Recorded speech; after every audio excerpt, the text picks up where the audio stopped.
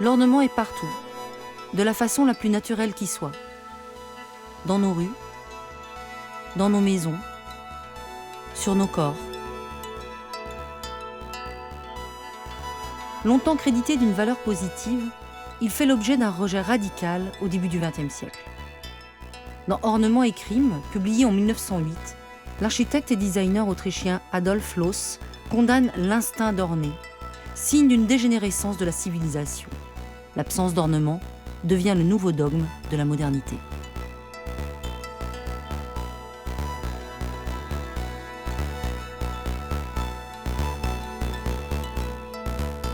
Ce rejet de l'ornement, qui est vraiment le point de ralliement de la modernité, est d'abord orienté contre le XIXe siècle, qui est un siècle qui va adorer l'ornement. Comme le montre le salon de la comtesse de Biencourt, que vous voyez autour de nous. On voit bien comment la production ornementale vient masquer la fonction première d'un objet. Quand on regarde cet objet de près, on n'imagine pas tout de suite que c'est un porte-parapluie. Même chose pour cet encrier surmonté d'un petit amour qui n'a pas de fonction dans l'objet. Sinon, témoigner de la richesse de la comtesse. Et donc, abolir l'ornement, le faire disparaître, c'est aussi fabriquer un monde plus juste.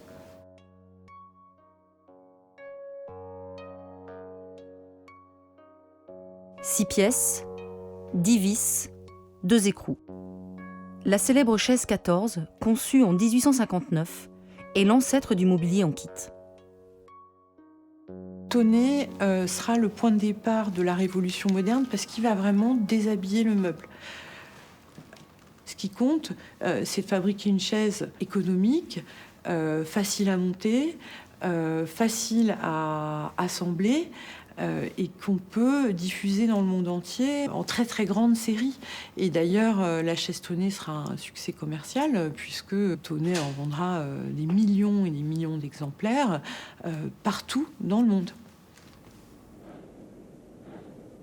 Donc c'est vraiment quelqu'un qui a eu très tôt l'intuition de la société de consommation et de la production de masse. Dans les années 20 ou 30, les designers vont trouver dans le domaine industriel une nouvelle source d'inspiration. C'est nouveau et particulièrement frappant dans le travail de Marcel Brauer. J'ai acheté une bicyclette et j'ai étudié la construction de bicyclettes que j'aimais beaucoup, comme un produit industriel presque parfait. Alors, on pourrait faire les meubles avec courbant des tubes et former comme un meuble, spécialement des chaises ou des tables. On a ici un objet qui ne ment pas, qui dit ce qu'il est. Et donc, on a là une révolution par rapport aux meubles massifs qu'on ne pouvait pas déplacer, qui ornaient les salons bourgeois du XIXe siècle.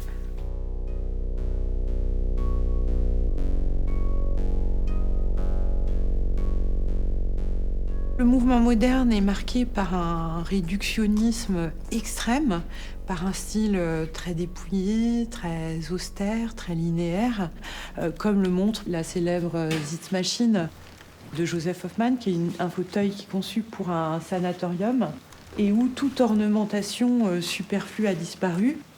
Les quelques ornements qui habillent ce meuble n'ont pas vraiment une fonction décorative. Ils ont d'abord une justification fonctionnelle.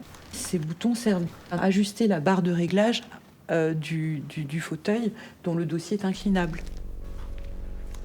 En supprimant l'ornement, les designers souhaitaient créer des meubles à bas prix dans le but de démocratiser le design.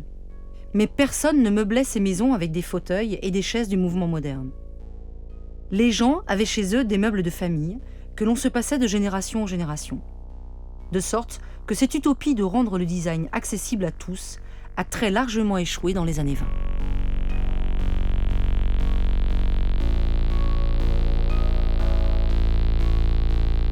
Les modernistes seront d'abord tentés par le désir d'évacuer totalement la couleur, et notamment contre l'usage qu'en fera le 19e siècle, qui lui était ivre de couleurs. Et puis ils vont rencontrer le travail des avant-gardes, et notamment du néoplasticisme, qui fera un usage très particulier des couleurs primaires.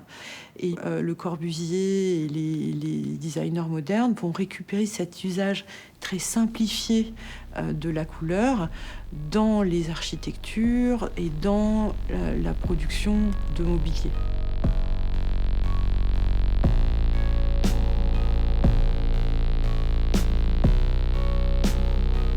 Après la Deuxième Guerre mondiale, les designers participent activement à l'effort de reconstruction en exploitant toutes les solutions expérimentées dans les années 30.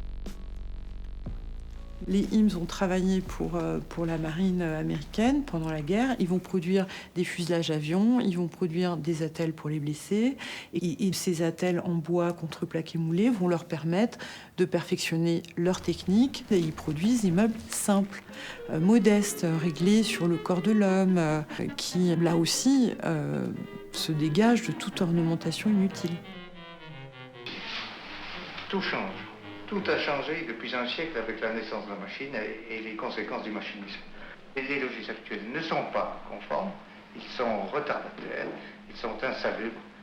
Et plus que ça, la jeunesse moderne n'est pas logée. Et c'est une catastrophe, c'est même une honte pour le pays. J'ai construit l'unité de Marseille avec 15 mesures seulement, permettant à un bâtiment immense de n'avoir jamais de disproportion.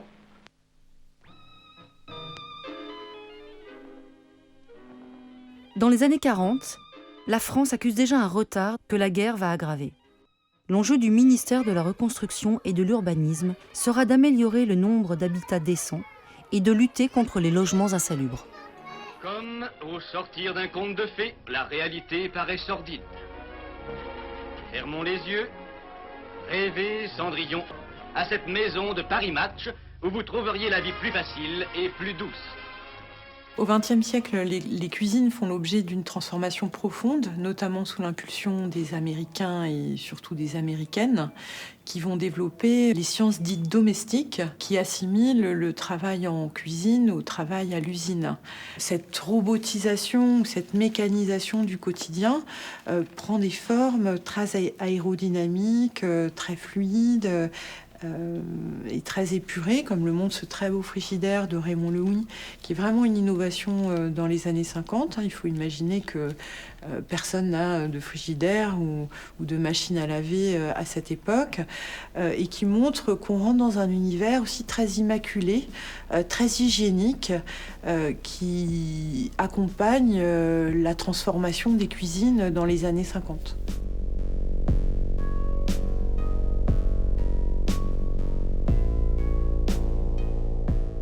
Dans les années 40-50, la très lourde industrie américaine doit se tourner vers des produits de consommation courante. Et dans ce contexte, les Imes vont proposer ces chaises en plastique, qui sont les premières chaises en plastique apparent, qui vont leur demander des recherches absolument intenses, qui vont durer 3 ans, pour perfectionner le traitement du plastique de façon à ce qu'on ait cette coque d'aspect très nappé, très fluide, très lisse. Et pour ce faire, ils vont s'associer à une société qui s'appelle Zénith Plastique et qui a perfectionné sa technique du polyester armé de fibres de verre en travaillant sur les dômes des radars militaires sur les avions de l'armée américaine.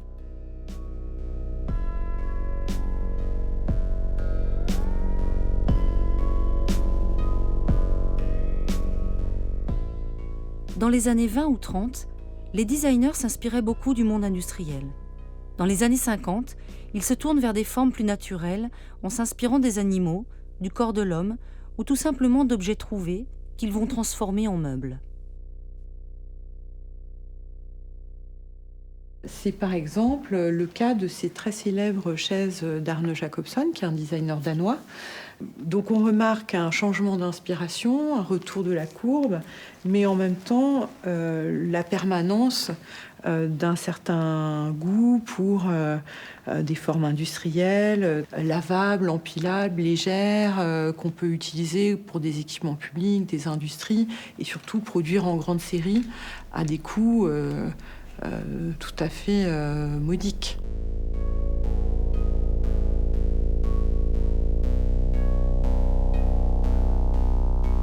Dieter Rams, c'est vraiment une icône du design qui influence encore la production de design aujourd'hui et des grandes entreprises comme la firme Apple, dont le chef de produit dira qu'il doit tout à Rams. Dieter Rams va travailler pour la firme Braun dès 1955. Il est aussi le théoricien de sa propre pratique, qu'il résume en 10 grands principes.